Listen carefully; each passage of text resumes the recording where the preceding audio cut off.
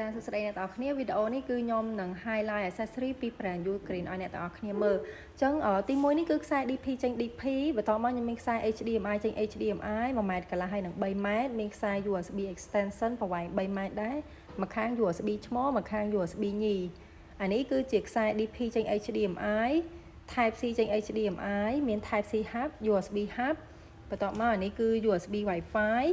ហើយខ្ញុំមានខ្សែ mini HDMI ជាង HDMI អានេះគឺ sharing switch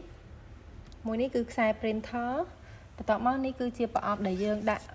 hard disk ឬក៏ SSD ដែលមានទំហំ 2.5 អ៊ីងមាន USB Bluetooth មានខ្សែ USB ប្រវែង3ម៉ែត្រដែរឈ្មោះទាំងសងខាងហើយនេះគឺជា mouse ដែលយើងប្រើ Bluetooth ក៏បាន wireless ក៏បានដែរប្រើថ្មគោលមកគ្រាប់អានេះគឺខ្សែ Type C ចេញ DP នេះType C ចេញ DP ហើយខាងក្រោមនេះគឺ network tester ដែលយើង test ខ្សែ network ជាមួយនឹង hard disk docking station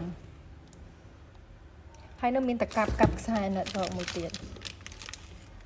ចឹងបើអ្នកទាំងអស់គ្នាស្រឡាញ់អីវ៉ាន់ណាមួយអាចឆាតមកបានណាតាម Facebook page ហាង One Gear Computer ឬលេខ Telegram លេខ 07